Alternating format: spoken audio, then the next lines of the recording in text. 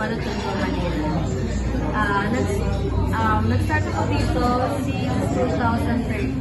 Bali, 12 years na ako nagtatrabaho. Gano'n ko na po katagal na nagtatrabaho sa inyo? Ayun, bali, 12 years. Since 2013. Ano ang mga yung naranasan na habang nagtatrabaho? Yung mga ano lang naman, yung na ano lang, yung mga complain, hindi naman maiwasan minsan na may mga ano na, kunyari, sa matagal na paglabas ng food, mga ganun. Paano mo nakakayanan ng mga Bali, sinusunod ko na lang ako. Tapos kinakausap ko na maayos. sa tingin mo ba sulit na magtrabaho sa inyo? Sa tingin mo ba sulit na magtrabaho sa industriya ng hospital? Sulit naman kasi makakasalunod ka na po iba't ibang tao. Saka magkakaroon ng mga kaibigan. Ano ang iyong payo sa mga taong gusto magtrabaho sa industriya ng hospital? Bali, tsaga lang, saka maging mabait, saka huwag mainitin ang ulo. Mag-ingat. Yun na. Huwag mainitin ang ulo, saka maging magalang, saka lalo-lalo na sa mga customer.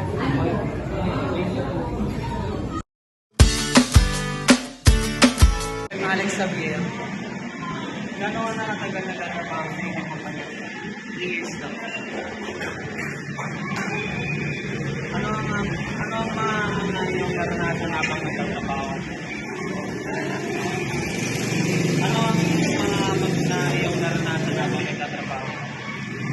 Marami, kasi talagang may ups and downs, minsan kulang yung mga kita dito. Pero kahit gawin pa man, kinakaya naman. Paano mo nakayanan ng mga abunay?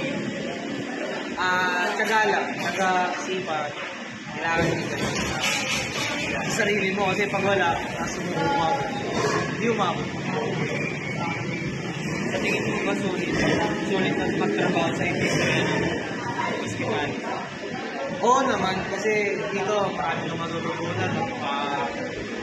Tututo ka makipag-communicate sa tao. Tututo ka, yun, marami kang matututunan dito. Kasi iba-ibang tao, iba-ibang klaseng tao yung makakasalamuha mo araw-araw. Hindi naman siya yung laging yunot yun eh. Iba-iba yan. Masungit. Pero depende yun kung paano may hati. Ano ang yung payo sa mga tao sa industriya ng hospitality? Ang papayo ko, tsaga lang. Tapos, mahabang pasensya. Yun lang, sipag. Yun lang talaga, yun lang sa kayo.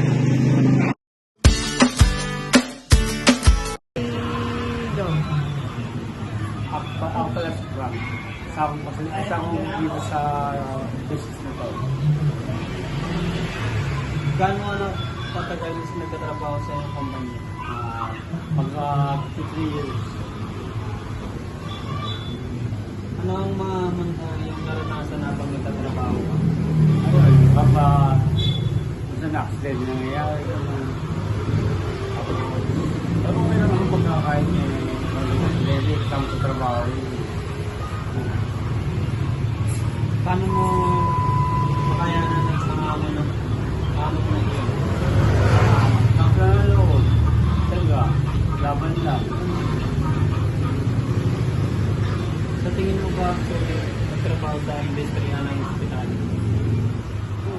So ito na. Ano ang yung mga payo sa taong sa magtrabaho sa industriya ng hospital?